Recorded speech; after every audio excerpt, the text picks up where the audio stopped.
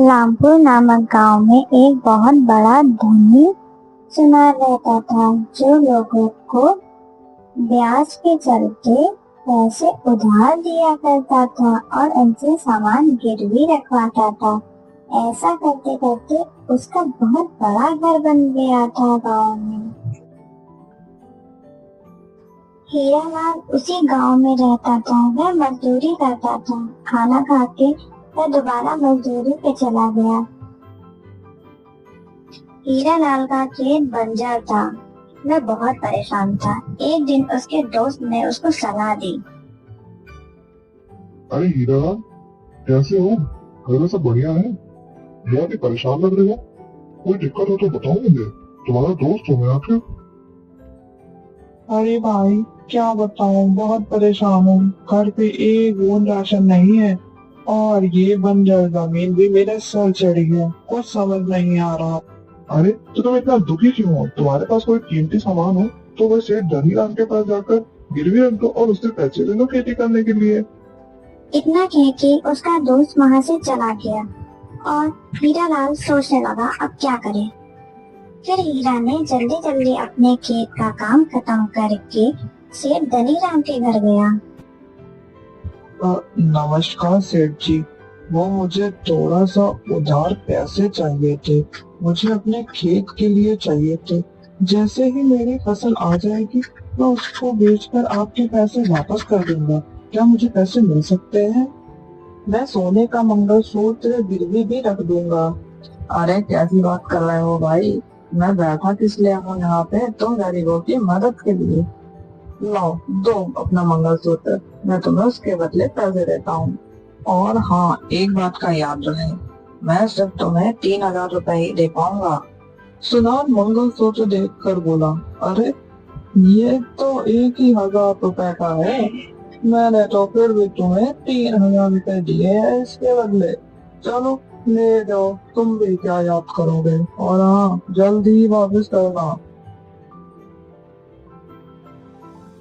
हीरालाल सुनार की बात मान गया और उसे धन्यवाद कहकर वापस अपने घर की ओर फसल काटने चला गया। कुछ दिनों बाद उसने अपने खेतों में कड़ी मेहनत करी और उन भैंसों से अधिक बीज लगाए और कुछ दिनों बाद उसे अच्छी फसल हुई, जिसे बेचकर वह बहुत खुश था और उसने बहुत पैसे कमाए। दोनों पति पत्नी बहुत खुश थे क्योंकि उनके घर नई खुशियाँ आई थी। तभी हीरालाल अपनी पत्नी से कहता है कि वह जा रहा है वो मंगलसूत्र उस सुनार से लेने और उसे पैसे वापस करने।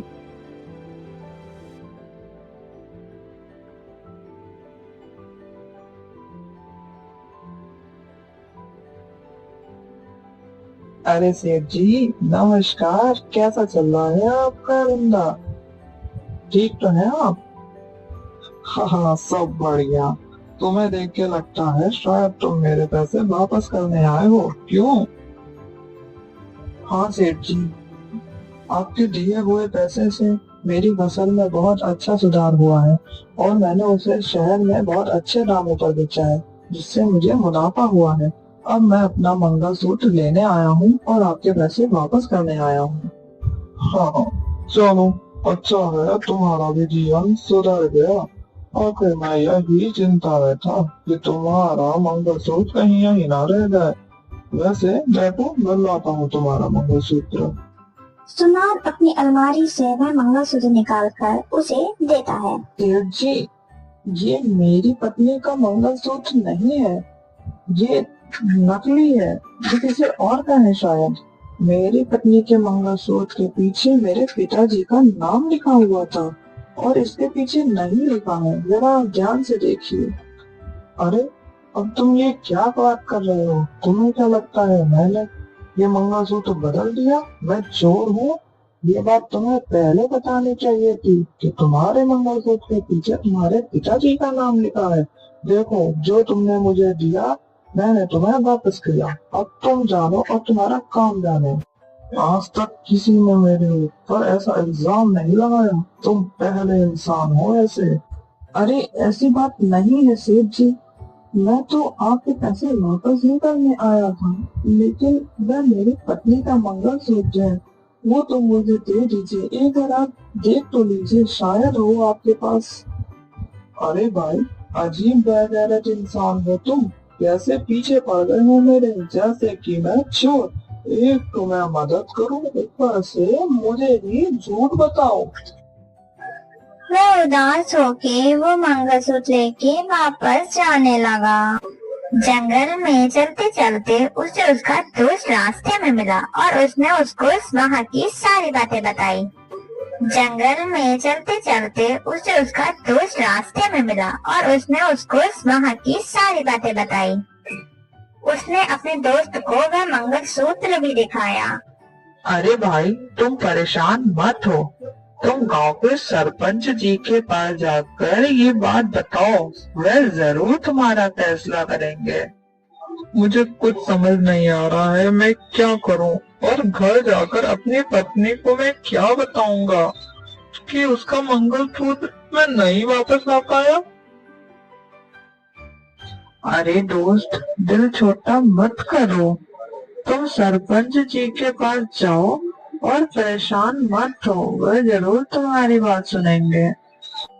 हरी अपने दोस्त की बात सुनकर धीरे धीरे सरपंच जी के घर की ओर चलने लगा और उनके पास पहुंचकर उसने सारी आपबीती उन्हें बताई। सरपंच जी, सुनार ने मेरा मंगलसूत्र बदल दिया है, मेरी मदद करें। क्या सबूत है तुम्हारे पास कि यह मंगलसूत्र तुम्हारा ही है? अगर तुम्हारे पास कोई सबूत है तो तुम दिखाओ मुझे। सरपंच जी, वह मंगलसूत्र मेरा पुश्तैनी मंगलसूत्र है, जिसके पीछे मेरे पिताजी का नाम लिखा हुआ है, और जो सुनार ने मंगलसूत्र दिया है उसके पीछे कोई भी नाम नहीं लिखा हुआ है। सरपंच जी के कहने पे सरपंच जी का आदमी उस सुनार को घर लेकर आ जाता है।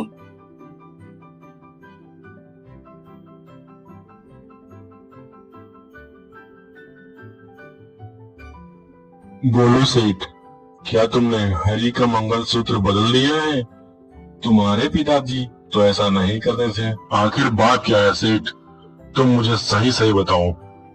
सरपंच जी, मैं तो इन गरीबों की मदद करता हूँ, इन्हें कर्ज दे के। कभी आज तक ऐसा हुआ है कि मुझे घर आना पड़े? इस हरी की ही नीयत खराब है मेरे पैसों पर, तभी ये मुझ पर उल्टे सीधे इल्जाम लगा रहा है। अगर तुम्हें इतनी ही दिक्कत है तो तुम इन गरीबों को पैसे उधार में देते ही क्यों हो? हरी, अब तुम बोलो, सच्चाई आखिर क्या है? सरपंच जी, मैं एक गरीब आदमी हूँ, मैं क्यों झूठ बोलूंगा। बस आप सेठ जी से बोल दीजिए, असली मंगलसूत्र मुझे वापस कर दें। वह मेरा पुश्तैनी मंगलसूत्र है, जिसके पीछे मेरे पिताजी का नाम लिखा हुआ। सरपंच जी, ये मुझ पे इल्जाम लगा रहा है। मैंने तो सोचा एक गरीब है, क्यों ना इसकी मदद कर दूं। मैंने तो इसके जैसे लाखों की मदद की और किसी ने कुछ कहा नहीं, लेकिन ये मुझे ही गलत ठहरा रहा है। सरपंच जी, ऐसे तो ये मुझे पूरे गांव में बदनाम कर देगा। अब इसका कोई आप ही उपाय निकालिए सरपंच जी। मुझे लगता है सेठ सही है, शायद गलती तुमसे ही हो रही है।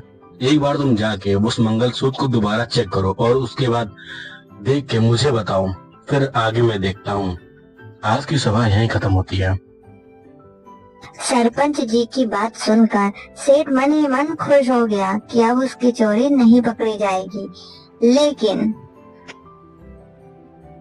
हरी उदास हो गया। उसका पुश्तैनी मंगलसूत्र अब उसके पास नहीं था।